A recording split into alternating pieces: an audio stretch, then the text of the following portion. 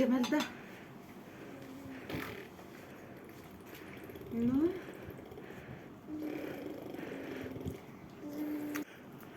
الله الجمال ده.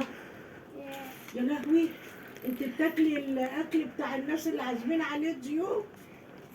ما هم ما جوش بقى، اتاخروا المغرب جدا بقاله 5 دقايق وانا هستنى ايه تاني طب ده اكتر؟ كلام ده؟ الله عازمين الناس عليه تاكليه انت؟ السمك سخن مولع.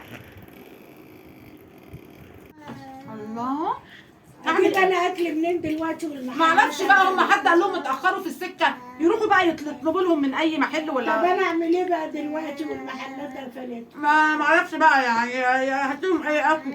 السوبر ماركت جنبنا اهو بيبيع بلوفيف وبيض.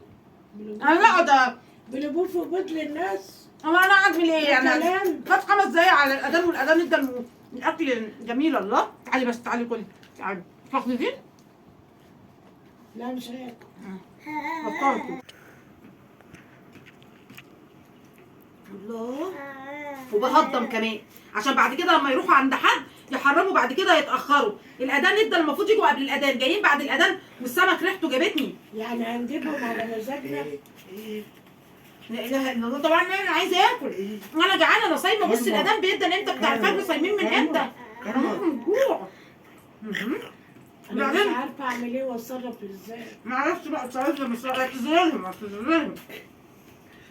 اذا لهم احنا اللي عازمينهم.